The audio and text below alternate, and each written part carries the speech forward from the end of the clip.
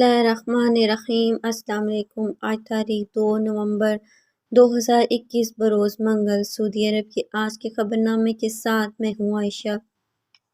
اگر آپ بھی سعودی عرب کے حالات و واقعات سے باخبر رہنا چاہتے ہیں تو ویڈیو کو مکمل دیکھیے گا اور ہمارے چینل کو سبسکرائب کر دیجیے اور ساتھ میں بیل آئیکن کو پریس کر دیں تاکہ آپ کو ہمارا نوٹیفیکیشن موصول ہو سکے۔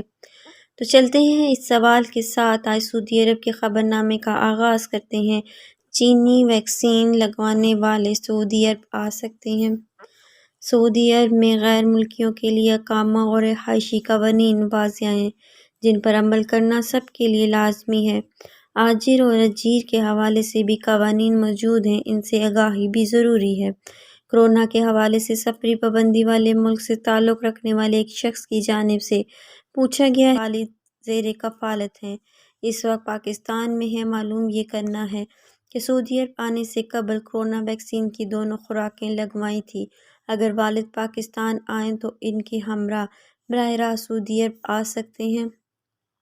سعودی محکمہ پاسپورٹ جوازات کا کہنا ہے کہ سفری پابندی کے حوالے سے ممنوعہ ممالک سے براہ راست مملکت آنا کورونا ویکسینیشن کا مکمل خوراکوں سے مشروط ہے۔ ایسے تارکین جنہوں نے مملکت سے روانگی سے قبل کورونا ویکسین کی دونوں خوراکیں لگوائی ہیں اور توکلنا پر ان کا اسٹیٹس امیون کا ہے، وہ براہ راست مملکت آ سکتے ہیں۔ امیگریشن قانون کے مطابق وہ تارکین جو ممنوعہ ممالک سے تعلق رکھتے ہیں، انہیں چاہیے کہ وہ مملکت آنے سے قبل ابشر ہوٹل کے قدوم پلیٹ فارم پر رجسٹریشن ضرور کرائیں۔ اس کے علاوہ صحتی ایپ پر موجود صحت پاسپورٹ کو ڈاؤن لوڈ کرنے کے علاوہ اس کا پرنٹ بھی نکلوا لیں۔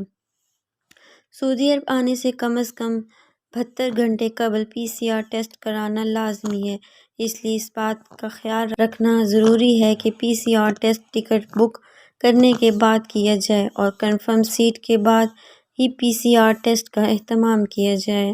ایک اور شخص کی جانب سے سوال کیا گیا کہ پاکستان میں سائنو ویک کی 2 خوراکیں لگوائی ہیں، کیا دبئی کے راستے سعودی عرب جا سکتا ہوں؟ اس حوالے سے سعودی محکمہ امور کی جانب سے کہا گیا ہے کہ وہ افراد جنہوں نے مملکت میں مروجہ ویکسین کی 2 خوراکیں نہیں لگوائی، انہیں چاہیے کہ وہ مملکت آنے کے لیے سعودی عرب میں مروجہ vaccine Pfizer BioNTech, AstraZeneca, Johnson and Johnson یا موڈرنا کی کوئی ایک بوسٹر ڈوز لگوائیں۔ اس کے علاوہ انہیں مملکت آنے سے قبل اپنی ویکسینیشن کے بارے میں ثبوت فراہم کریں۔ انہیں قدوم پلیٹ فارم پر ویکسینیشن کے بارے میں بھی اندراج کرانا ہوگا۔ ایسے افراد جو سفری پابندی کے حوالے سے ممنوعہ ملک سے تعلق رکھتے ہیں، وہ مملکت آنا چاہیں تو وہ 2 ہفتے کے کسی ایسے ملک میں قیام کریں جہاں سے مملکت آنے پر پابندی نہیں ہے۔ ممنوعہ ممالک کے علاوہ دوسرے ممالک سے آنے والے تارکین کو یہاں آ کر 5 دن کے لیے ہوٹل قرنطینہ کیا جائے گا اور مقررہ مدت کے بعد انہیں کورونا ٹیسٹ کرانا ہوگا۔ فیصل بن فرحان اور امریکی وزیر خارجہ کی ملاقات، خطے میں امن کوششوں پر بات چیت۔ سعودی وزیر خارجہ شہزادہ فیصل بن فرحان نے اتوار کو امریکی ہم منصب انٹونی بلنکن سے ملاقات کی ہے۔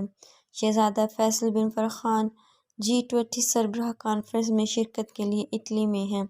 سرکاری خبر رساں ایجنسی SPA کے مطابق دونوں وزرائے خارجہ نے سعودی عرب اور امریکہ کے تاریخی اسٹریٹجک تعلقات اور تمام شعبوں میں انہیں فروغ دینے کے طریقوں، تعاون اور مشترکہ یکجہتی کے طریقے کا جائزہ لیا ہے۔ وزرائے خارجہ نے باہمی دلچسپی کے متعدد علاقائی و بین الاقوامی مسائل پر تبادلہ خیال کیا، خصوصاً مشرق وسطیٰ میں امن و استحکام کو فروغ دینے اور دونوں دوست ملکوں کی جانب سے خطے میں امن کی جڑیں گہری کرنے کے لیے جاری کوششوں پر بات چیت ہوئی۔ سعودی اور امریکی وزرائے خارجہ نے ماحولیاتی تبدیلی سے نمٹنے اور ماحولیاتی تحفظ کے لیے جاری مشترکہ کوششوں پر بات چیت کی ہے۔ انہوں نے گرین سعودی عرب اور گرین مشرق وسطیٰ انیشیٹو کا بھی جائزہ لیا۔ یہ دونوں اقدامات کرۂ ارض کو آلودگی سے بچانے اور اس حوالے سے مقررہ عالمی اہداف کے حصول میں معاون بنیں گے۔ فریقین نے سوڈان کے تازہ صورتحال پر بھی بات چیت کی۔ سوڈان میں امن و استحکام میں معاون اقدامات کی اہمیت پر زور دیا۔ بلنکن نے ایران کی ایٹمی پروگرام اور اس حوالے سے بین الاقوامی کوششوں پر نقطۂ نظر کا تبادلہ کیا۔ اس موقع پر اٹلی میں متین سعودی سفیر شہزادہ فیصل بن سلطان بن عبدالعزیز بھی موجود تھے۔ سعودی عرب کے آج کے خبرنامے میں اتنا ہی۔ اپنا اور اپنے پیاروں کا بہت سارا خیال رکھیں اور مجھے دیجیے اجازت۔ اللہ حافظ۔